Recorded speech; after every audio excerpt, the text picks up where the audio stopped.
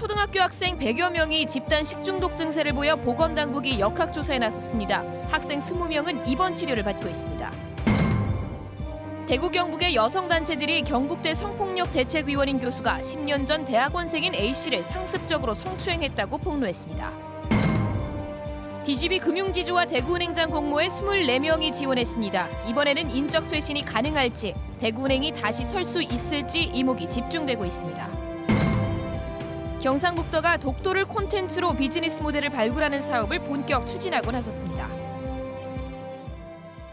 시청자 여러분 안녕하십니까? 계속해서 대구 경북 소식입니다. 구미의 초등학교 두 곳에서 잇따라 집단 식중독 증세가 나타나 100명이 넘는 학생들이 결석했습니다. 경북에서만 벌써 5번째 집단 식중독인데요. 기온이 많이 오르는 요즘 단체 급식에 특별히 주의해야겠습니다. 양관희 기자가 취재했습니다. 경북 구미의 한 초등학교 급식실이 폐쇄됐습니다. 어젯밤부터 학생 121명이 설사와 구토 같은 식중독 증세를 보인 까닭입니다. 대부분 1, 2학년들입니다.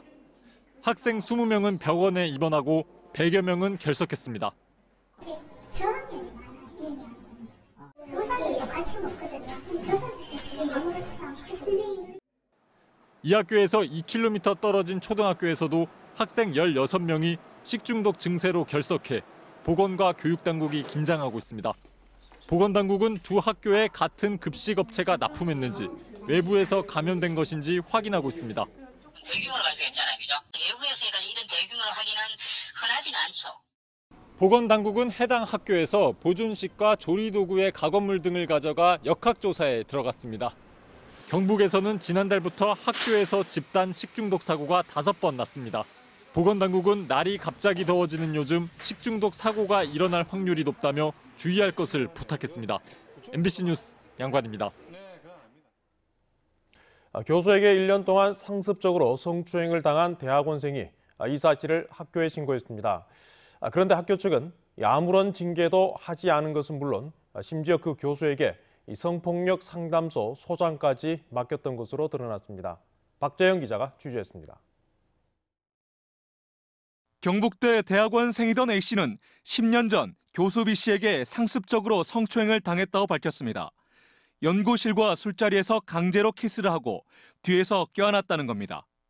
제가 또 그 교수님이랑 긴밀하게 일해야 되는 게 많아가지고 거의 매일매일 당했다고 봐야죠. 그 교수님하고 우호적으로 지내지 않으면 제가 그 박사과정 프로젝트 자체 진행이 불가능한 상태였었고. 성추행이 1년 동안 이어지자 A씨는 학교 측에 알리고 징계를 요구했습니다. 그런데 교수 4명으로 징계위원회를 구성했던 학교 측은 가해 교수에게 아무런 징계를 내리지 않았습니다. 오히려 피해자에게 민형사상 소송을 제기하지 않겠다는 합의를 강요했습니다. 이미 준비한 하객서랑 합의문 들이대면서 인수까지 들고 와가지고 빨리 가서 빨리 손 도장 찍으라고. 학교에서는 해줄 수 있는 게 없다고.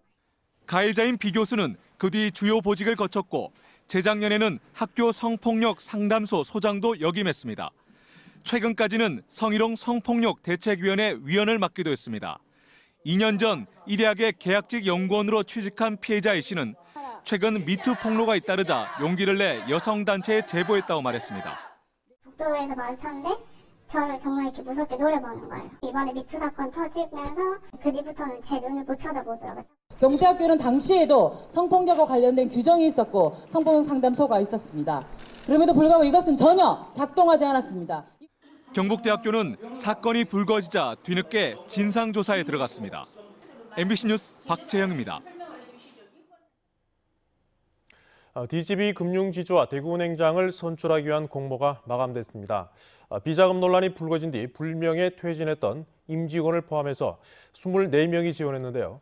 이번에는 인적 쇄신이 가능할지 지역사회가 눈을 크게 뜨고 지켜보고 있습니다. 김은혜 기자입니다.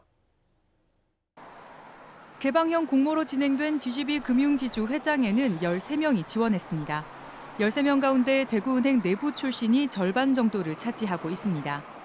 이 가운데 지난해 12월 박인규 전 회장 비자금 논란이 불거지자 보복성이라는 말이 나올 정도로 불명예 퇴진을 했던 전직 임원들 상당수가 지원서를 냈습니다. 나머지 절반은 지역에 연고를 둔 다른 시중은행 출신이 금융지주 회장 자리에 도전장을 던졌습니다. 직원들 설문조사와 여론에 비춰 외부 출신의 무게가 조금 더 실리는 모습입니다. 임추위 관계자는 지주 회장의 경우 위기를 관리하는 리더십이 있고 공격적으로 금융 환경을 극복해 나갈 수 있는 인물을 가려낼 것이라고 말했습니다. 대구은행장에는 김경룡 DGB 금융지주 회장 직무대행과 박명흠 대구은행장 직무대행 등 전현직 임원 11명이 원서를 냈습니다. 대구은행은 임원 가운데 박인규 전 회장과 같은 대구상고와 영남대 출신이 많습니다. 때문에 차기 대구은행장이 전임자와 대구은행 내부 문제에서 얼마나 관련이 없고 책임이 자유로울 수 있을지에 대한 우려는 여전합니다. 은행장 임추위 관계자는 각종 문제에 연루된 인물은 제외하겠지만 법적 처벌을 받지 않은 이상 구분하기가 쉽지 않아 적지 않은 부담을 느끼고 있다고 말했습니다. DGB 금융지주와 은행 임추위는 각각 다음 주 23일과 26일에 서류 심사를 통해 후보 절반가량을 추린 다음 면접을 통해 최종 후보를 결정합니다. MBC 뉴스 김은혜입니다. 대구 교육감 선거에 출마한 후보 3명이 앞다투어 공약을 발표하고 있습니다. 이른바 묻지마 선거가 아닌 정책 선거가 되기 위해선 공약들에 대한 명확한 분석과 검증이 필요합니다. 이상원 기자가 후보들의 주요 공약을 비교 분석했습니다. 다른 후보들과 차별화되는 공약을 보면 강은희 후보는 교육 현장에서 발생하는 성폭력을 강력하게 막겠다고 밝혔습니다.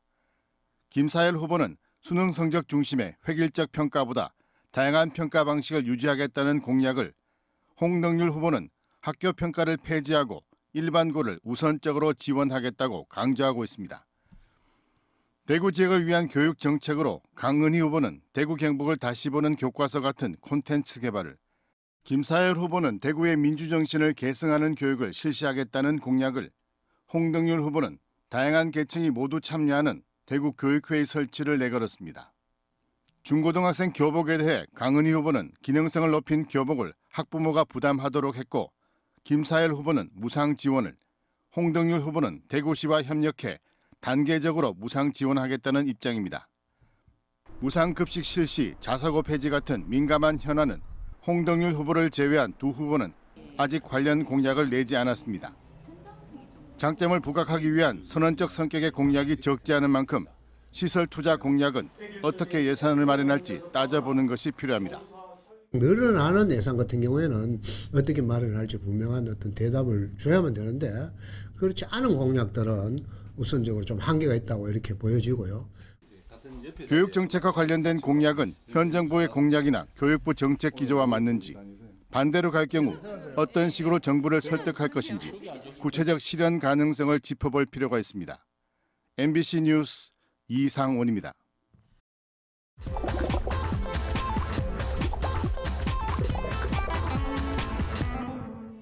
SNS에 올라온 이슈를 키워드를 통해 풀어보는 탐구생활 M+입니다.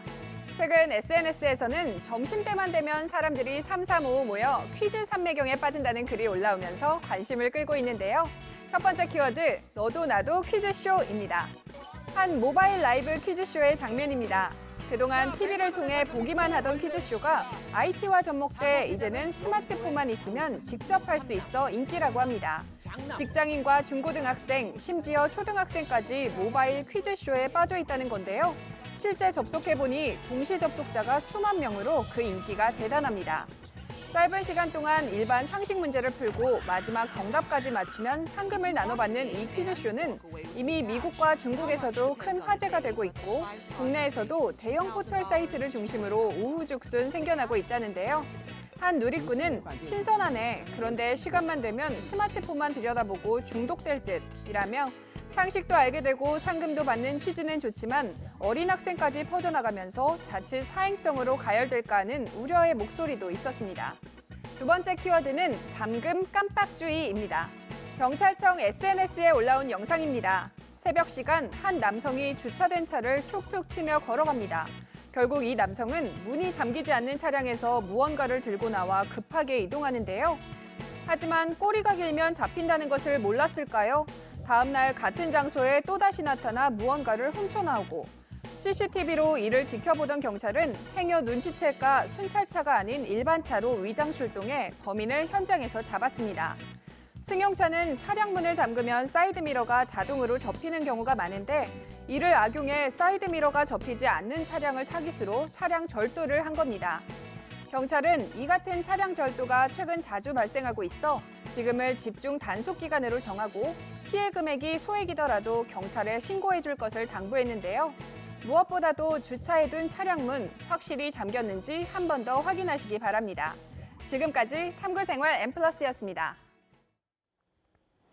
대구시는 오늘 시청 별관 대강당에서 대구 경북 각급 기관장과 4.19 혁명 유공자, 시민 등 300여 명이 참석한 가운데 제58주년 4.19 혁명 기념식을 가졌습니다.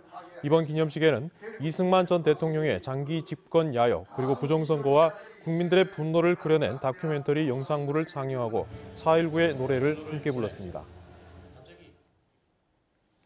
독도를 콘텐츠로 비즈니스 모델을 발굴하는 사업이 본격적으로 추진됩니다. 경상북도는 올해 처음으로 독도 홍보 비즈니스 모델 경진 대회를 열고 다음 달 4일부터 8월 24일까지 사업 모델을 공모합니다. 수상팀에는 크라우드 펀딩과 연계해 창업을 지원합니다. 또 교육용 콘텐츠를 제작한 애니메이션 독도 수비대 강치를 활용해서 완구, 문구류 같은 캐릭터 사업도 추진합니다. 경상북도는 독도를 영토 수호 차원을 넘어 비즈니스 마케팅 차원으로 전환해 생활 속 독도를 홍보한다는 계획입니다.